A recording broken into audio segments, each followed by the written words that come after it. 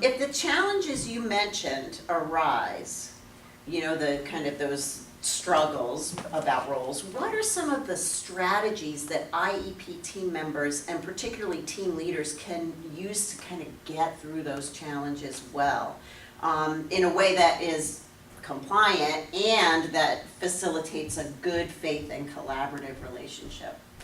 I think the most important thing to do when you're a team leader is to understand your role, and that you have to have a sound knowledge of the process itself, but you also have to be a very good facilitator. And what that means is ensure that everybody at the table feels heard, or more than feels heard, knows that they are heard.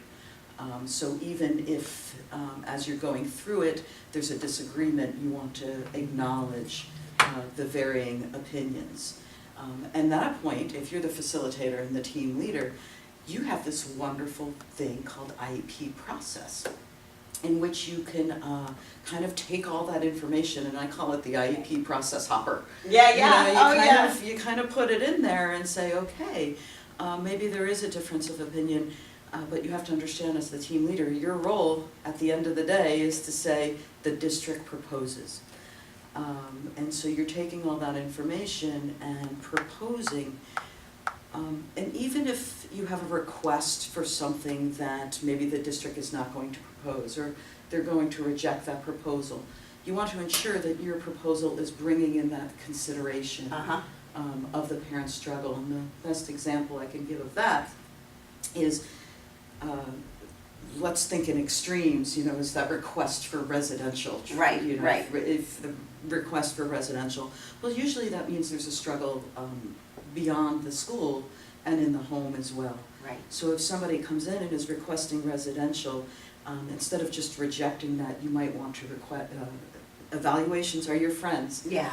You might want to request or propose rather an evaluation to do a functional behavioral assessment in the home, and then come back after that and maybe even offer short-term or some kind of consult or intervention in the home for the parents. So you don't want to just reject. You want to bring in everybody's the concerns. The best thing I can say to somebody is do something. Yeah. Don't just hear a concern and reject Say, oh, I wrote it down, your concern. Right. Yeah. You want to ensure that what you're doing reflects that you heard that concern and that you are doing something, even if you're not proposing what the parent actually came in and requested. So that's interesting. So if I'm hearing you correctly, your big recommendation to team leaders is remember that you ultimately have to be clear about what the district will offer or can offer. Mm-hmm.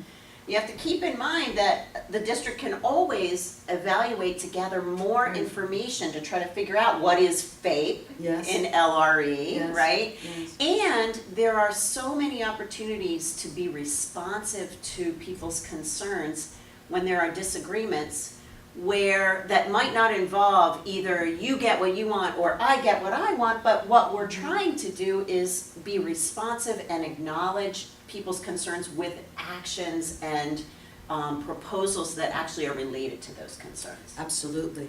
And the other thing I think we need to remember when we get on that table and we're proposing an IEP or we're proposing something is this is an IEP process. So at the end of every IEP meeting, if I see the parents are stressful and you say those big heavy words, the district proposes, because I never say Karen Farrandino proposes. Sure. The district proposes.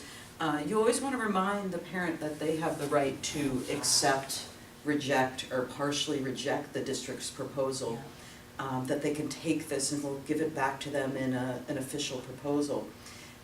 But then it's their right to accept it or to reject it. And then that process will continue depending if the parent feels comfortable accepting the proposal in whole or rejecting it or partially rejecting it. That this is just an ongoing process and a relationship in which we all remain in our roles, but the team leader's position is to continue that process and to lead not just a meeting, but you're leading an entire process. Oh, I love that. What great advice.